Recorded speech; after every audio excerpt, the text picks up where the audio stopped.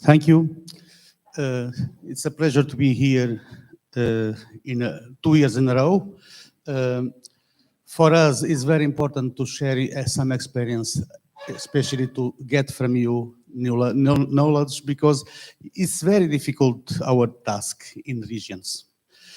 I will, no? Sorry. Doesn't work? Oh, no.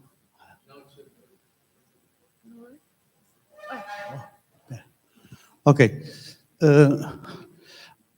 My presentation will be short because I noticed 2 days ago that I have to make a presentation here. So I just got some information that I think that is more important. Our observatory is part of regional strategy of tourism sustainable development.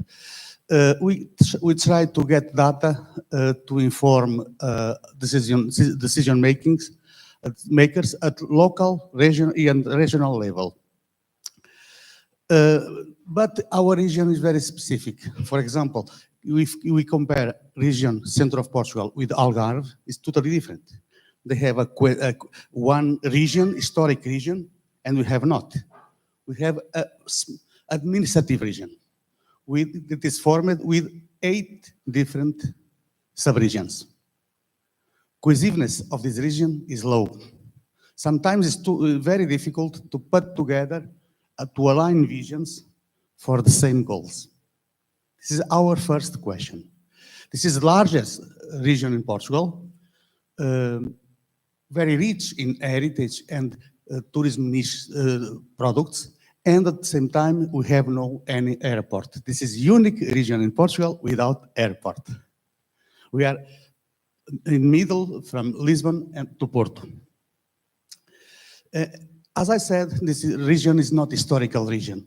Till 2007, it included 27 municipalities. From 2007 to 2013, it enlarged to 57 municipalities. Nowadays, 100 municipalities. So, with this process of enlargement, our problems became bigger and bigger. So, some basic information of Observatory of Centro de Portugal. By the way, even the name of the region is not help us, because Centro is a geographical difference, not a name for a region. Some of us, a lot of us, translate in marketing message, Center of Portugal. I'm against that. Centro de Portugal is the name. Name we have not to translate. This is a small problem also for marketing and also for identity. So 100 municipalities, but the identity is more local, is more sub-regional. And about the diversity in tourism of this region, we have 60 municipalities that are inland, rural, low density of population, and 40 are coastal and more urban. But these 40 municipalities at coastal, Atlantic coastal, they concentrate 70% of tourism revenue. This is why we have to work more and more to make this region more cohesive, more inclusive, and to be useful for everybody. Regarding the data, we need more disaggregating information about the revenues, costs, net incomes per sub-region and per type of accommodation. We have not this information, but in this region, for example, many tourists come to one sub-region, then they go to another. So, for example, the statistic indicator of length of stay in accommodation, this is the indicator we have, is not good to measure the length of stay in the region, because we have to create supplementary indicators or correct these indicators that come from accommodation sector to be more informative for us. So, and in the region, in the area of environmental and sociocultural impacts, we till now lack most of the information. 6 years ago, we approved this document. This is the content of this document, where we put our vision, our mission, we define our organizational model, and we identified what kind of primary data we have to collect, and all structure of the observatory. Now I show a little bit about that. This is our model, structural model of observatory. It includes scientific council and business advisor council. This is the regional work group.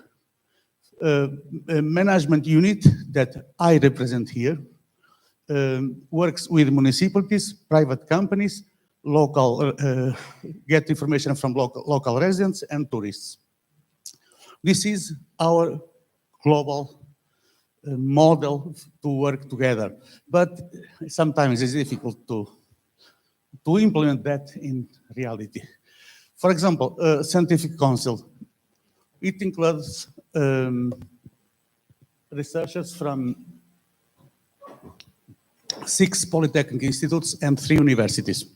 36 researchers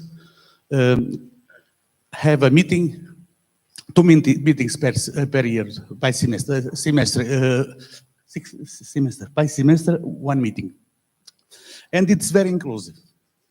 But of course, it's voluntary, and sometimes you have 10, 12 people in these meetings. It's normal. About Business Advisory Council, it includes all associations that you consider pertinent to work with us. It's around 45 associations. Regarding what you are trying to measuring, when we start 6 years ago, we already included cover all the areas that Insto consider important. And also quality of tourist experience, tourism satisfaction. We measure that from the beginning. But it's not easy, as I said. Most of this information you get from secondary data, unfortunately. But we want to get primary data. And we start to raise awareness in the sub-regions, making a lot of meetings with local decision makers. For example, 2 years ago, we organized a set of events, the same concept, but with different people, with different organizers. For example, different colleagues from different polytechnic institutes and universities organized in their institutions. These meetings was a bottom-up process to involve all colleagues, and it worked very well. In the meetings, people agree that it's very important. I'm talking about company managers, owners of enterprise, all consider that information, that primary data is very important. This is very important. And we were very happy with that. And when we start to get data regularly, monthly, the situation became like before. Nothing changed. So nowadays, we are very realistic. We have to change our approach. This is why after that, we decide to make our bet in technology. We try to create a smart destination, use smartness for data gathering. We got funding from European Union, 2.7 million euros for this project. Name is FAST. In Portuguese means Tools Supporting Sustainability of Tourism. Not fast in English, very quick. We are creating in this project digital devices to measure water footprint, carbon footprint, and social footprint, social impacts. We are trying to measure. We are creating a platform all in one, including circular economy, impact measurement, and strategy to improve eco-efficient processes in tourism industry. This is the more important part of, this is a short presentation of big project that we are developing.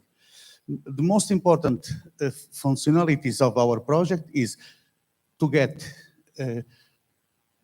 online data about what all the enterprises are doing every day on circular economy, carbon footprint, water footprint, and social, what kind of impacts, and what kind of strategy to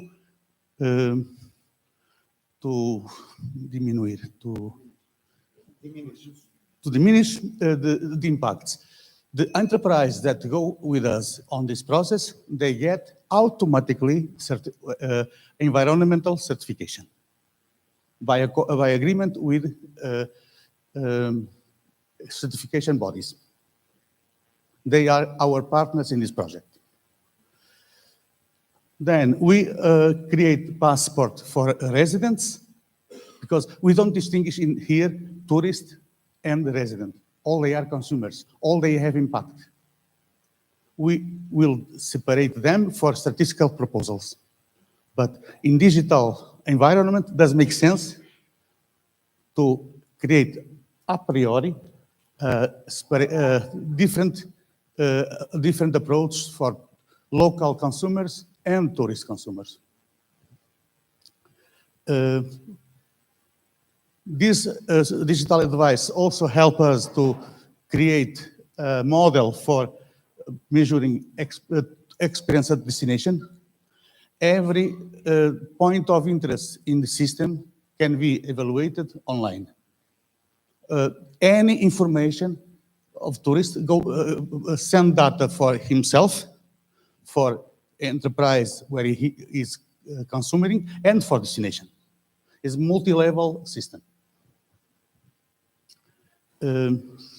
So just an example in Portuguese here about how we coordinate all the system to create tourist passport, company passport, and destination passport. This is a model that is included in the This is in our contract with developers. This is the basis of the model. They have to create these kind of interactions because the platform will be done, I think, in 5 months. All is already designed, including the prototype. Now we are developing the programming to improve, to present that for stakeholders. Then we have 1 year to engage industry in this system. Half of our budget goes to empowering of stakeholders. And it's that. Thank you.